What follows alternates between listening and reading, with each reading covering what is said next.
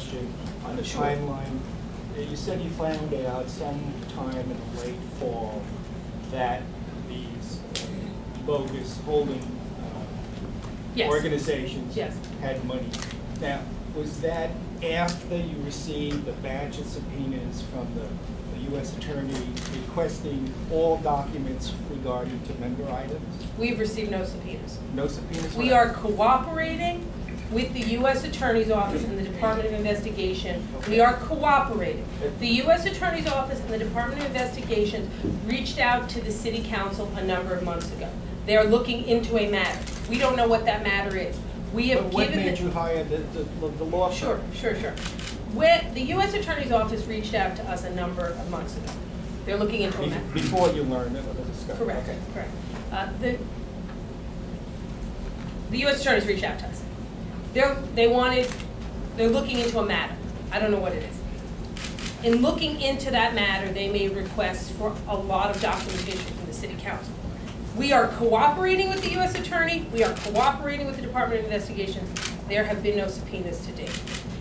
In seeking to cooperate in the most forthright manner we could, we hired outside counsel who are experts in this type of an investigation to help us cooperate. In the process of that cooperation and information gathering, those lawyers came across the fact that organizations were listed as fictitious organizations. I was told about that in the late fall of 2007. When that information was brought to me, again, information that the lawyers uncovered while compiling information for the U.S. Attorney's Office, I said to the lawyers and our staff, turn that information over to the U.S. Attorney and to the Department of Investigation. I hope that clarifies the timeline somewhat. Speaker Quinn, I want to go back to this question on why now. To Tom, he's being kicked out because his question is everyone's coming back to well, it. But the reason we're coming back to it is that you keep referring back to, when you learned about this in October, but these changes are coming about because of the public disclosure this week, not because of, otherwise you would have announced these changes in October when you discovered this. Can you address that? Well, these changes today are coming about for a few reasons. One, I believe they're consistent with other changes that we have done over 2.5 years. Two, some of them are changes that we have been talking about internally for quite some time. Three, yes, obviously what we've learned and discussed in the past few months and the discussion over the past week has really focused us on the need for reform. Something went wrong. We are trying to fix that. Obviously I wish that we had found this out earlier and could have fixed things earlier.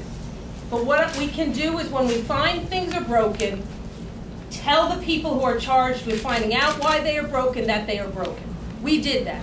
The other thing we can do is go about fixing them.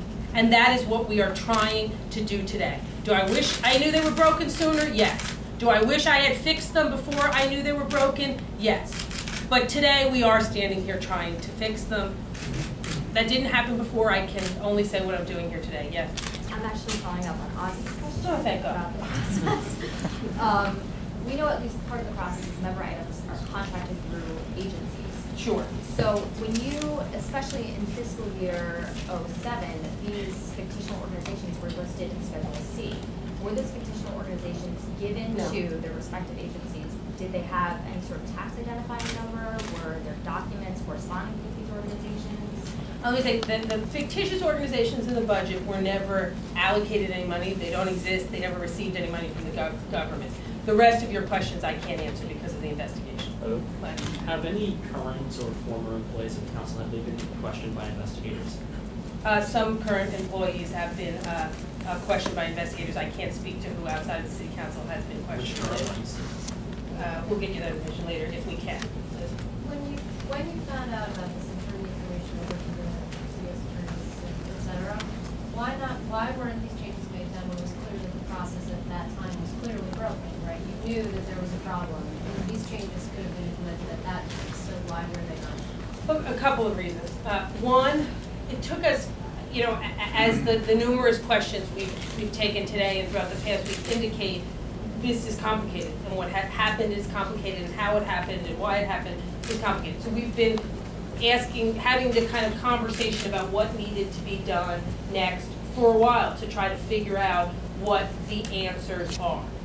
So that's one thing. One, it took us some time to get to this process. It took us time to have conversations with the Mayor's Office of Contracts and others who we need to partner with us in this effort. But obviously the concern that has been raised over the past week, and concern that I have, particularly as we head into budget adoption, I don't want there to be questions in the minds of New Yorkers about how their taxpayer dollars are allocated. So we were having discussions about what reforms needed to get done since this was uncovered, working on finalizing them, but obviously what happened over the last week added urgency to that and put us in a position that as we head into the release of the mayor's executive budget in May and then adoption, we wanted to make sure we took aggressive, I would say historic steps to hopefully assure New Yorkers that their taxpayer dollars are being spent effectively and transparent. But just to follow on that, at the time that information became clear,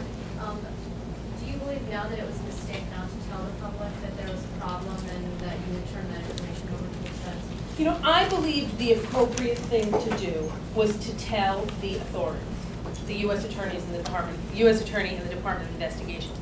Typically, when one gives information to authorities who are holding an investigation, your primary focus and responsibility are to the authorities who are conducting the investigation. So we wanted to give that information to them. It did not seem appropriate to me that as we gave that information to the authorities and they were doing the investigation, the most appropriate thing to me was to focus on the authorities who could conduct an investigation and could try to get to the bottom of this. So I think we did the right thing by giving the information to the authorities.